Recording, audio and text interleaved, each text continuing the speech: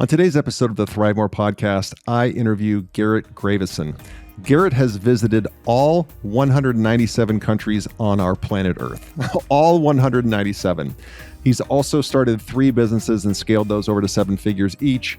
And he's also currently working with Chick-fil-A on their Leadership Academy. He's developed that in a collaborative fashion with Chick-fil-A. So we're going to talk about all kinds of stuff today, but the most important thing that he's going to talk about is courage. He's going to talk about having 10 seconds of insane courage. That's the title of his book. It's a great message. It's one that we can all learn from. And he's the only guy in my podcast to ever wear a tuxedo. And you'll find out right at the beginning of the interview why he's wearing a tuxedo. Enjoy. Garrett co-founded and scaled 3 companies to more than 7 figures each. That includes ADDO Worldwide, ADDO.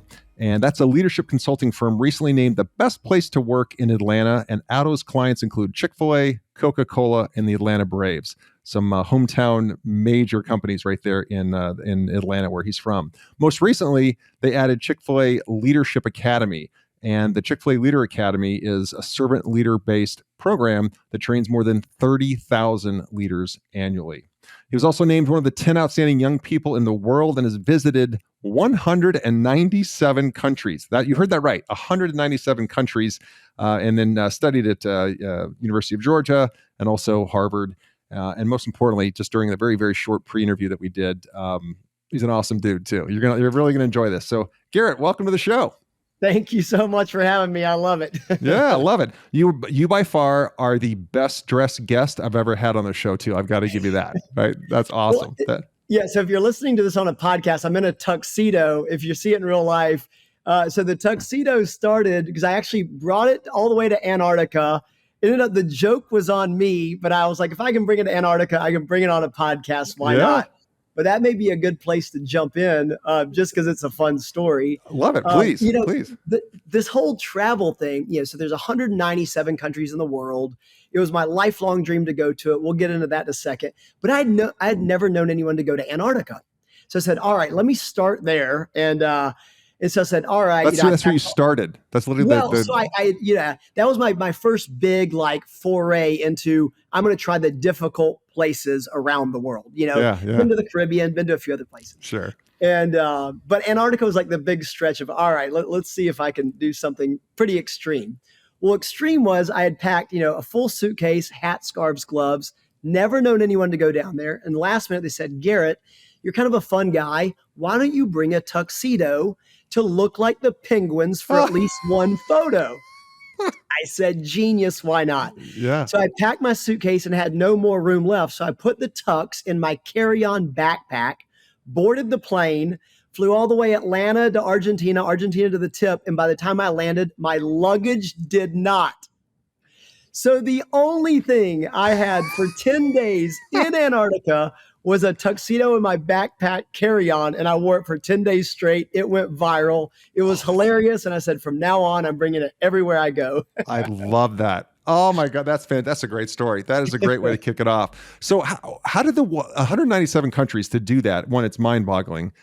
I'm proud I've been to 49, not 50, 49 of the 50. And that's not easy. You went 197 countries. So when did this start? And you said, I'm doing this and I'm doing all 197. Yeah. So it started with a teacher that inspired me. I love teachers. I think they can have huge impact in our lives, especially at an early age. I took a world geography class very young, and the teacher's name was Mr. Domenico. And I'll always remember him because he said, it was the hardest class I ever took. It was in high school, and it was pass or fail, and there was only one question on the final exam. Could you draw the entire world map from memory by hand from scratch?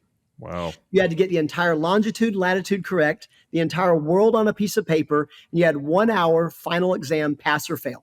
So you're either going to get it perfect or fail the class. And it was such an impossible task, but I loved how big it was, how impossible it was. And it got me thinking, if I could draw this, could I actually do this? If you could draw all the countries, could you ever go see all of the countries? And I think at an early age, it sparked this imagination as a young high school kid who had never even left the country, never even had a passport. But it gave me this big vision, this big idea. And I think as you know, and your listeners know, it's the big, bold ideas that really capture the imagination, that really make us want to do something big in life. And once we have the goal in place, oftentimes the rest we can kind of figure out. But it starts with that big goal. And it started with a high school teacher challenging us to draw it. And then me saying, I wonder if I could draw it. Could I actually go visit all the countries in the world? Oh, man, that's cool. That is really cool. So was there a strategy to like, okay, if I go here, I can knock out 17. If I go there, like, how far away, how far and forward, no pun intended, you map this, right? Not very far at all. Okay. And so the first country I ever went to was Hong Kong. So then into China. I was at the University of Georgia. I was our student body president. Again, never had a passport, but I did get a scholarship. And the offer was you go to any country in the world, but you had to get an internship. Okay. So I ended up landing an internship in Hong Kong doing banking. I thought that was going to be my career path, doing investment banking, making money in New York. Then I went to Hong Kong for one summer and I worked 18 hours a day, 6.5 days a week, watched my boss miss his 4-year-old daughter's birthday, his wife's anniversary. And I said, nope, I'm out. I never want to do this. But the free trip, thank you, University of Georgia, got me over to Asia. And then I actually ended up buying what was called an all-air Asia pass, where you could go to any country in Asia as long as you routed back through Hong Kong. So I did about 10 that summer. In the 10 weeks, I just took off, the little bits that I could. And it got me to see a different part of the world for the very first time. And it also made me realize I definitely never want to do investment banking. Two wins. Yeah. So I came back to the University of Georgia my senior year without having a plan and not knowing what I wanted to do with my life. But I knew I didn't want to do that. Yeah. And so I said, I want to do the complete antithesis of big banking and a big financial capital around the world. What would I really do if I had one summer left? And I said, I'd probably do whatever, felt most natural. And because I'd already seen Asia, I said, well, I wonder if I could see Africa.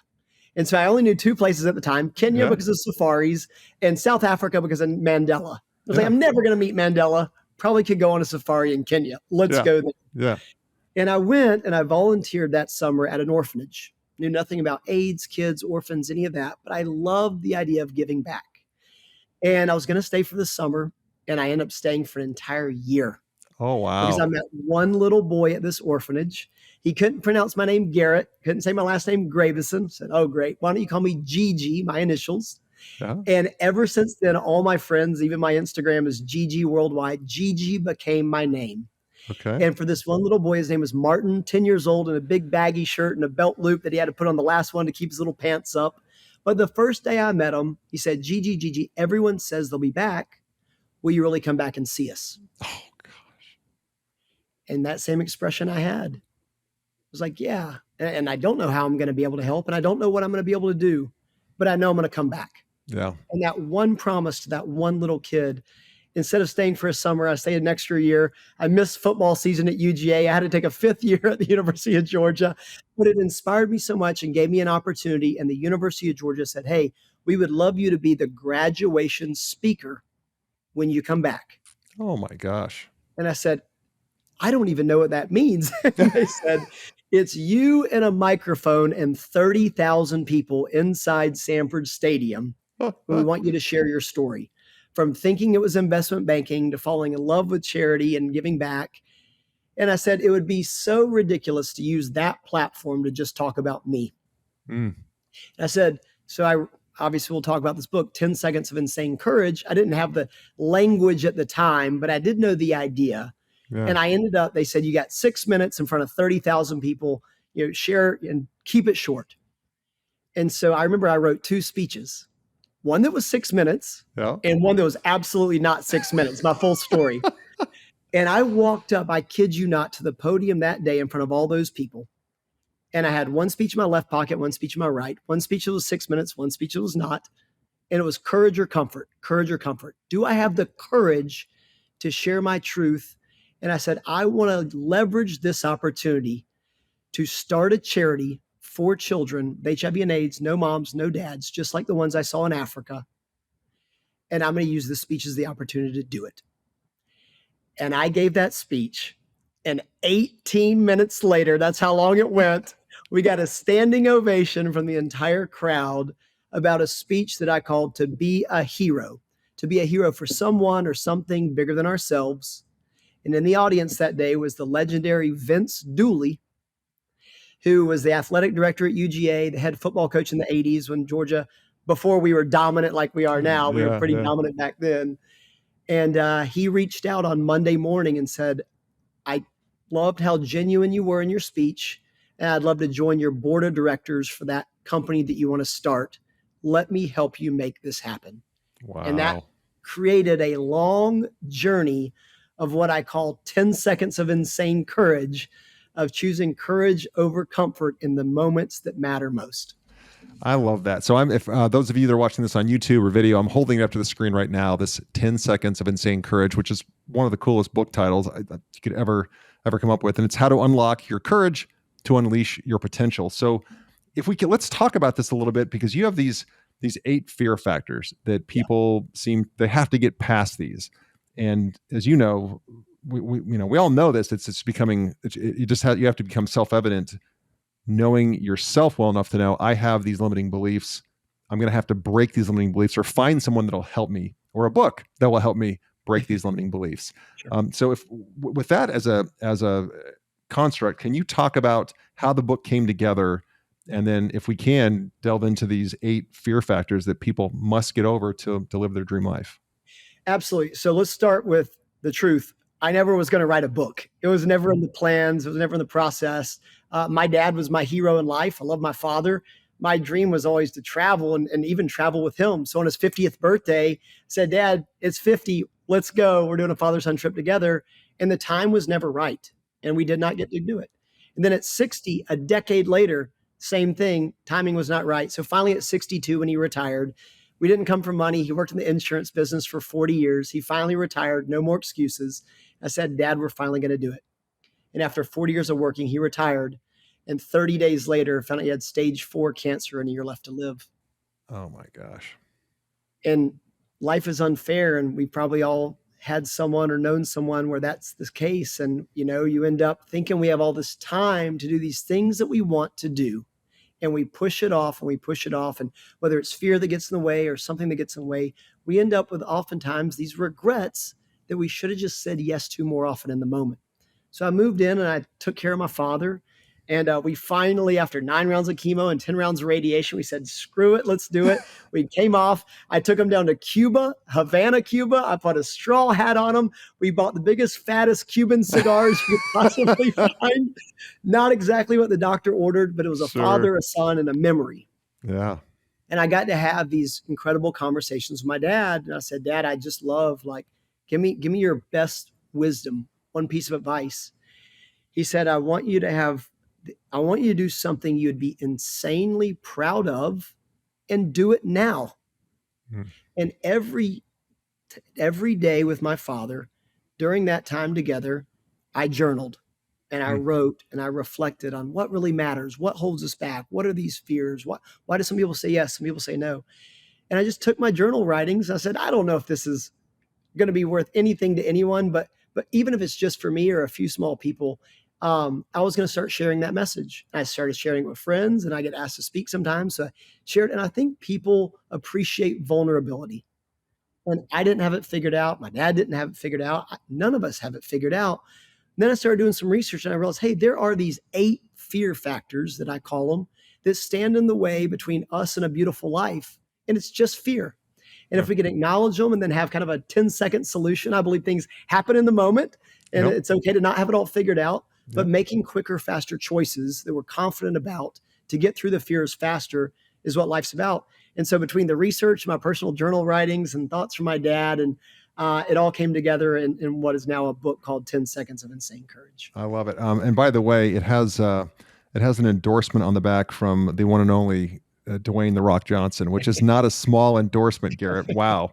You got Cindy Crawford on there and Will Smith, and I mean, some big names that have endorsed this book. So for the listeners, that should be all you need to hear. But if you can, talk to us about these 8 factors. And we don't have to go super deep into it, but if you could talk I love how you said it in a 10-second solution. People listen to this show because they're looking to improve their lives. They're looking to make that big decision on business ownership potentially. So talk about what those 8 are and what is the if we can, what is the short answer to actually overcoming those? Yeah, so let's give some just quick, highlights. So first is the fear of the unknown. Simply put, when we don't know something, we don't do something typically. So what's the 10-second solution to that? I call it permission to be awful. So just give yourself permission to be awful. Yeah. Now, we don't want to stay awful, right? But we're never going to become great unless we're good. We're never going to become good unless we're okay. And we're never going to get to okay until we honestly admit that we're awful at the beginning. Yeah. So I just say, if you're leading a team, you're leading a company, you're want to create a new podcast or write a book, write the first awful sentence, create the first terrible LinkedIn post, play that music on your guitar and mess up the chords and the strings and embarrass yourself in front of your friends and family, right? It's going to be awful at the beginning. I think the 10-second solution is just giving yourself permission to be awful and being okay with it, right? Yep. The second thing is like the fear of letting go. Like we have got to let go of the expectations and how quickly things are going to become successful, right? Most people, it's like you're not overnight millionaires. It's 20 years in the making, Yep. People are just now talking to me about this journey around the world. It took me 21 years to get to all 197 countries, right? Yeah. No one was asking me about any of this stuff 19 years ago or even 9 months ago. It's just now that I finished, right? Yeah. So letting go of the time frames of when things have to happen, which goes exactly back to my dad of, you don't need to do things once I turn blank, 50, 60, next birthday, next anniversary. It's how do we do things more often now in the moment, which is, again, 10 seconds of insane courage. Yeah. And then I also think, we have this huge fear of disappointing others. And at the end of the day, we have one life. And I love the famous quote where it's, one day you'll realize that, you're not going to disappoint others because no one was thinking about you the entire time anyways, right? Exactly. Like, we fear all of these imaginary ideas when in reality, people are so focused on their lives that they're not really exactly tuned into what you're doing. So if you can find your true North Star 10-second solution, a big dream that's going to stretch you out of your comfort zone, 10-second solution, and then put it down and make it happen and make yourself accountable to that by putting it out there publicly. Yep. And so I had a friend in business school. He did this thing called #every_Sunday. Again, 10-second solution, where he would write down his big goal for the year. And no matter what, he would take a picture of it, post it on Instagram every Sunday to hold himself accountable publicly. So whether you want to go run with the Bulls or you want to run a marathon, whether you want to go to down the Mississippi River or go down the Amazon. It doesn't matter how big or small the goal is, but if you put it out there and put it out there publicly, the next time you run into friends, family, coworkers, others, they know you've got a big dream and they keep seeing it constantly. So it's a social contract with people around you of, are you going to do that?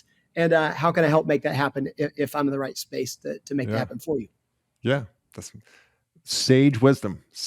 Keep it coming. This is great. Yeah. I mean, and again, the fear of the first step. Yep. So obviously taking that first step, it's the inertia behind it that is so difficult. But again, just acknowledging that the first step's the hardest, the next step's easier. And then eventually as you run, the first 5K or the first marathon, I like to say, it comes from Adam Grant's book, and Adam Grant is way smarter than I am, and he has such brilliant terms.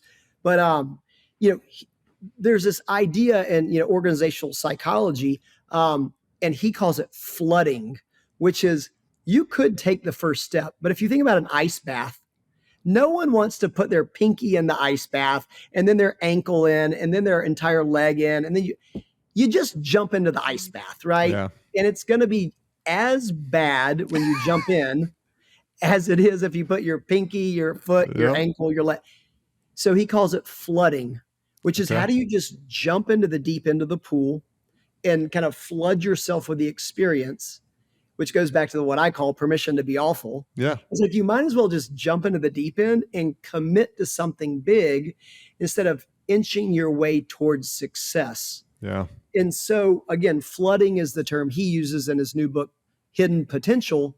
But I think it's a brilliant, just visceral, term that you can think of am I going to inch my way into this taking one step at a time? Or am I going to jump off the end of the diving board into the deep end and just go flooding and see what happens? Both are going to be uncomfortable. One gets you there faster. And your first fear of the unknown, until you said permission to be awful, until you take that first step, you can't even be awful. So thinking about it is not doing it. Making a to-do list is not doing, it's not, it's making a public statement. It's doing it. It's actually doing it, which I love. I love that. Hey everyone, as you know, I don't have any advertisements nor sponsorships on this podcast. My only ask of you, the listener, is that you share this podcast with someone that you know, a friend, a family member, a coworker, or a colleague who may benefit from this information, may benefit from today's guest, from the value that they're sharing with the audience, with you, the listener. When you share this podcast and our audience grows, it allows me to book more and more guests who have a great message, great nuggets of wisdom that you can benefit from, and again, your network can benefit from. So please, right now, push that share button, send it to somebody that you care about, and let's get back to the interview. And then the other thing is, it's not the right time, or I don't have the right resources. Famous Tony Robbins quote, are you going to worry about resources or being resourceful? Yeah. And we are all resourceful in some way or another.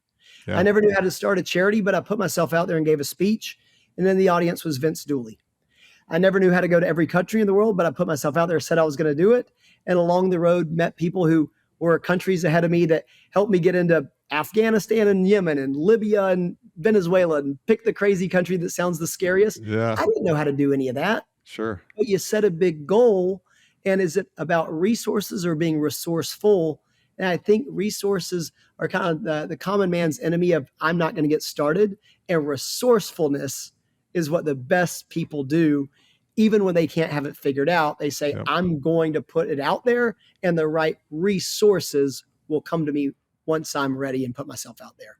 And I think the last one is just the ultimate end all be all, which is the fear of failure.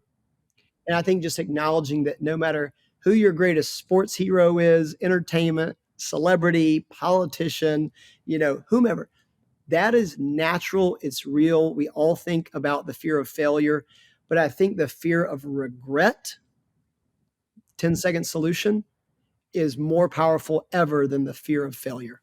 So think of your 90-year-old self. The famous study, of the 5 things that the dying, regret most in life. The number one thing is, I wish I had the courage to be more myself. Yeah. And so when you're worried about the fear of failure, think about the fear of regret even more. And I think we'll make more courageous decisions in the moment. Yeah. Well said. Well said. And, when you said, I think you quoted Tony Robbins as resources versus resourceful, we just did a little values exercise here. We're going through, and tenacity is such a big part of our company. And it's why I define tenacity as, one, you don't give up, but also you don't make the same mistake twice. You don't give up, and you find those resources. You find that you're resourceful to find the resources. You'll figure out how to make it work. And the best entrepreneurs, the best business leaders, we don't quite know how we're going to do this, but we know we have to do it. So now all we're solving for is not, can we do this? It's how do we do it? Different problem. You give your people a different problem to solve. Absolutely. So I love that you went through that. If we jump back to the travel, which I think it's just interrelated in everything you're doing by the way you work with people. If you can't talk about, just, it'd be fun for me, I think the audience, and I'm sure you get asked this, but what was your favorite place that you visited? And maybe, I'm sure you have a lot of favorites, so maybe a favorite, and then why? And then also, what's the most extreme place? So Antarctica, of course, climate-wise, probably the most extreme, but I guess I would ask, where did you step over the line and you were maybe most concerned about, or, crazy story kind of that way. So let's start there and just hit the nail on the head. Sure. North Korea, right? North Korea. Yeah. Yeah. Yeah. So no one gets to go to North Korea. It's, extremely difficult. I was there for 7 days. I went through with a group of business school classmates. Here's a fun fact. You can Google it. It's called the missing 5th floor. So now we piqued interest. So in North Korea, there's one hotel, but there's a missing 5th floor. So it goes 1, 2, 3, 4, and then 6, 7, 8, 9, 10. Do not be fooled. There's a 5th floor, but it's a surveillance floor. So everything that you say or do is monitored and recorded inside your hotel room, inside this hotel. Oh my gosh. Right? And Wow. so I say North Korea is kind of like a mix between the Hunger Games and the Truman Show. Yeah. The Truman Show, as in everything is almost like a stage, right? So everywhere you go, everything you do, it's all created for you, right?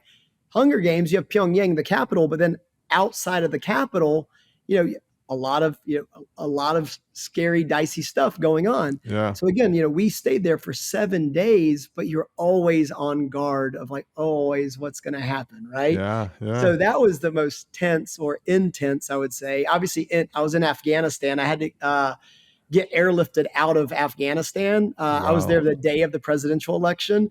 Luckily, it was a contested election, if you remember, for like a couple of days, which was Yep. fantastic for me. I was like, let's just wait. Like, Taliban, please stay back. Like, I Yes. need to get in, get out. And luckily I did. But then there are, 197 countries. If I had to pick my absolute favorite place on earth, I would say Cape Town, South Africa. Mm. It's gorgeous. It's on the water. You've got a Table Mountain in the middle. You've got wine vineyards, I think, that are better than Napa Valley. It's called Stellenbosch. You can go on a safari. You're not far away. But it's just an incredible place for both Desmond Tutu and Nelson Mandela. We're there. I had a chance to actually speak with one of Mandela's cellmates on Robben Island, who spent all those years in prison with Mandela. Just a fascinating, amazing place. I'd put that at the top of your bucket list. Cape Town, South Africa, but then just beautiful places. So Italy is my favorite country, top to bottom. Okay. The food, the fashion, the people, the fun. It's just Italians are great. And Brazil, again, another just fun, big country, lots of, just excitement. I love that.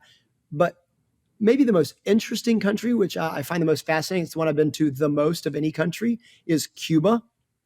It's frozen in time. Yeah. From Miami, I say it's 90 miles away and 50 years apart. Because you still got the classic cars and the cigars, but it's like stepping into kind of a Hollywood movie set in real life.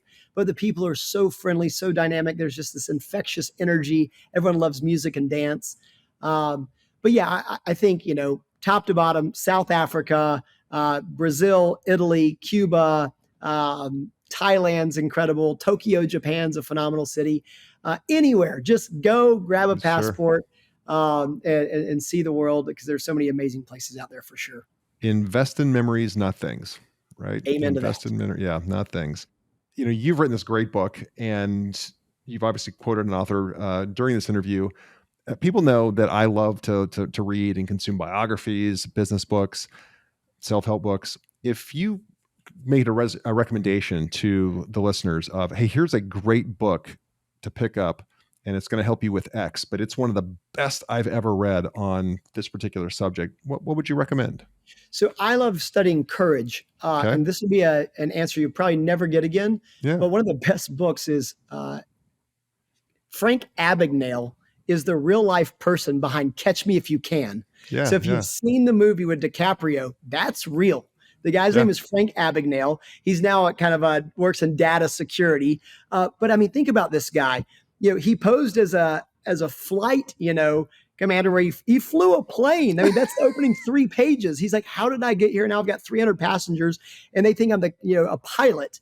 But what I think is most interesting is he also became a college professor, stand-in, fake, because he had the courage to try. And his only idea was, his thesis was, I could teach a class and all I have to do is stay 1 chapter ahead of the students. If I can read 1 chapter ahead, that's all I'm going to do. I doubt any student is going to read more than a chapter ahead and figure out I should not be the professor. He lasted an entire semester as a professor of a college class. Think about this, by only reading 1 chapter ahead. So my 1 book recommendation would be Frank Abagnale's Catch Me If You Can, the book that inspired the movie. And the idea is, could you just stay 1 chapter ahead of everybody else? Probably so. Could you pick 1 niche that you want to become great in? Stay 1 chapter ahead? Probably so. But do we have the courage to do these things? Now, I am not advocating anyone to become a fake pilot, a fake professor, but it's a heck of a read and super interesting when you want to talk about the courage to do something different. And that person and that book is just a spotlight on a phenomenal human interest story of someone that really did it. Love it. Love it.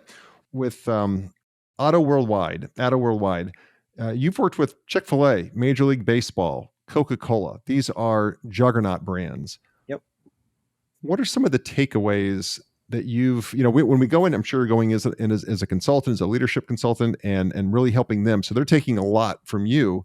But I've always found, working with some of these world-class companies, you can't help but take lessons away from them because of how they've built their brand, they've built their operational, they built their culture. What would you say are some of the bigger takeaways from working with a brand like Chick-fil-A or Coca-Cola, Major League Baseball? Yeah, I mean, I'm closest to Chick-fil-A because we've consulted with them for now a decade. But I mean, they have a higher why. At the end of the day, they defined, we want to be the most caring company in the world. Perfect. Now I can go look for what does it mean to care, caring stories, caring leaders, caring opportunities.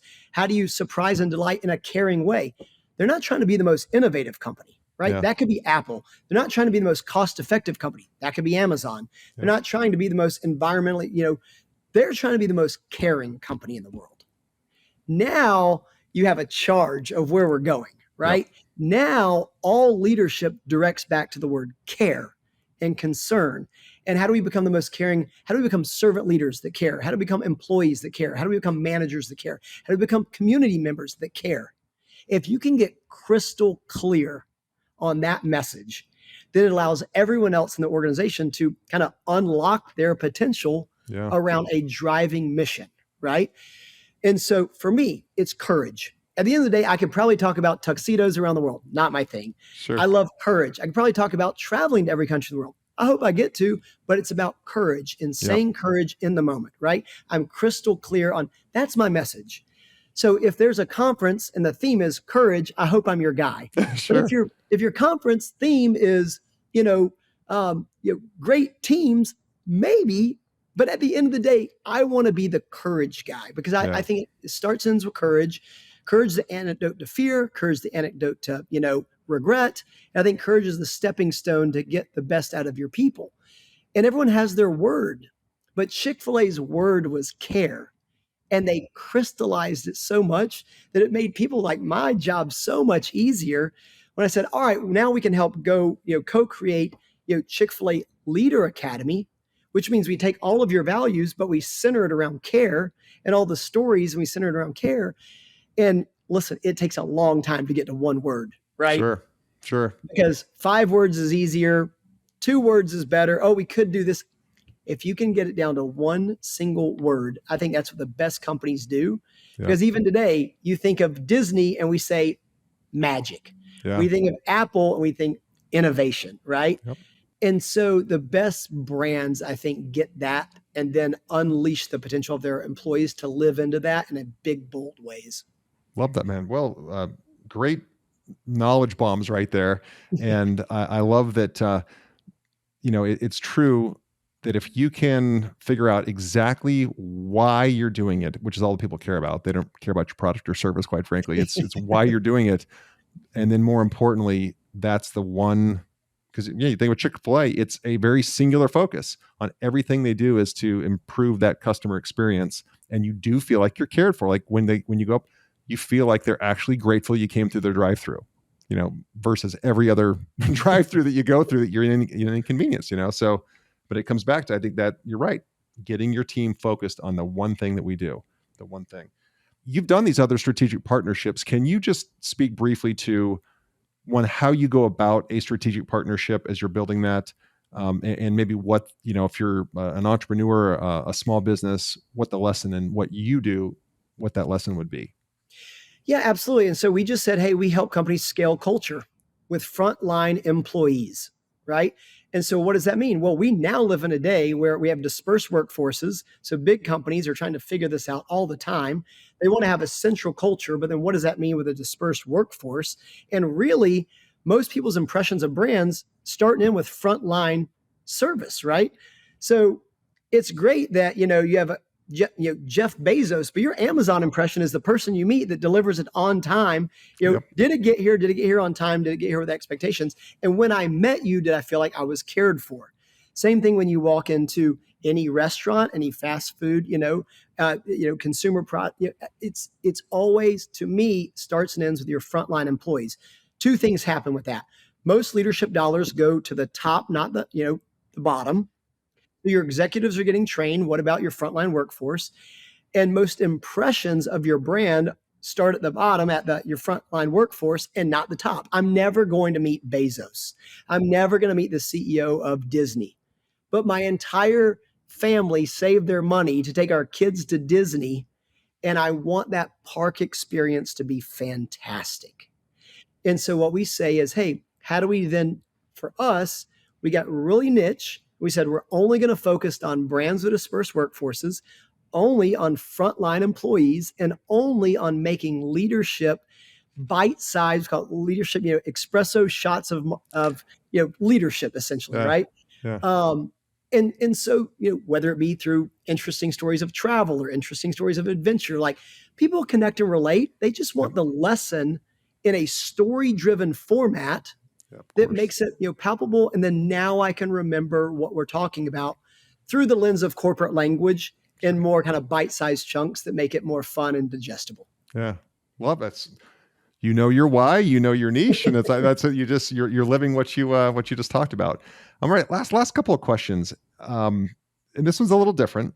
Sure. But let's say we fast forward to the end of your life, full, rich life. You obviously didn't wait to do something, your travel shows that. But you're at the end of your life, and it's now at your funeral, and you're seeing it from above, and a loved one has to read your eulogy. They can only use 3 words to describe you. What 3 words do you hope that they use to describe you? The first word I hope would be wow. Like, I want to inspire people to live a more wow, bold life. And I wish, let it be wow. I wish that was 3 words, not 4. Sure. But I think wow, loving, and insanely courageous, but I guess courage. So wow, loving, and courageous, because that's what I want to leave people with. Like, I want you to love people and love, like, in a big wow way, right? Yeah. I want you to be bold and do it in a big wow way. I want you to be courageous, but I want you to do it in a big wow way, right? And so I would just hope that would be my legacy, is that, whether he led from the front, led from the side, led from behind, it doesn't matter. He was always pushing us and telling us to, like, let's not wait, let's do it now, but let's do it in a big, bold way, in a big wow way, because at the end of the day, we get one shot. And I know that sounds cliche, but I have just seen it firsthand that we don't always think we have the time that we do. And so if I can just be a vessel, or, one person, you're never going to remember my name, and my name doesn't matter, but the message matters. And if we can, take hold of our lives now, live it with insane, purpose, something that really drives you and inspires you, but do it in a big wow way, to me, that'd be the greatest legacy of all time. That's one of the coolest answers to that question I've heard. I've heard some great answers to that, but wow is that's the only I've heard. Loving, maybe courage. Never heard wow. That's so you. That's so uniquely you. I mean, I love it. Garrett, if you had a magic wand, so really last formal question here. If you had a magic wand, and you are uniquely qualified to answer this because you've been all around the world, how would you, if you could wave this magic wand and make one material change to the world, so that when we wake up tomorrow, the world is different according to Garrett, how? I think it would be mandatory that we all got to take 1 year off and follow one big dream. Mm-hmm. So they have, the MacArthur, grant, right? Yep. Which is basically, they call it the Genius Grant, where no one knows who the committee is and no one knows how it's distributed. But they say, hey, we see potential in you. So take 1 year off and follow your dream. And I am almost positive that Lin-Manuel Miranda, that created Hamilton, did it in his 1 year when he won the MacArthur grant. Mm. Imagine if Hamilton was inside his brain, got to his deathbed, and the world never got to see that. So my wish for the world is we all got that one opportunity to spend 1 year to follow one big dream that we had. And I think the world would be such an amazing place if that were truly able to happen. I love it. I love it. That's great. That is great. Probably most important question, Garrett, how do people follow you? How do they get a hold of you? How would they get in contact with you if they wanted to connect or follow you? Yeah. So the most fun way is on Instagram, which is just GG, my initials, GG Worldwide. Okay. Lots of fun photos from around the world and kind of tips and tricks of how to get different spots. More formally, I love speaking. I'm going to do 24 big speeches next year in 2024. LinkedIn is easy. Garrett Gravesen on there. But also my website is just garrettgravesen.com. Okay. Lots of free information you can download, but let's connect anyway. You can always send me a message, a DM, follow me on LinkedIn. But I love to help, love to serve, and courage is really my calling. And so I love to help people on that courage journey. Fantastic. All right. We'll put that in the show notes too, so everybody sees that. So one more time, the book here is 10 Seconds of Insane Courage. And Garrett's stories today show that he is walking the talk. He is not just talking the talk, and you've been doing that for quite some time. Well, one, thank you so much for joining today. I just thoroughly enjoyed it. And your stories are awesome. Just like you've got this, you're living your life, not just the length of your life, you're living the width of your life, which is just really cool to hear about, man. So thank you for taking the time today. Absolutely. Thank you so much for having me. You bet. Thank you for tuning in to the ThriveMore podcast.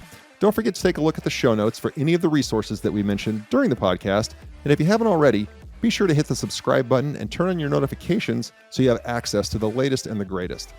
You can connect with me on any of the socials at Real Roger Martin. And be sure to check out our website, ThriveMoreBrands.com. There you'll find information on the brands we support and information on franchising. Thanks again for tuning in.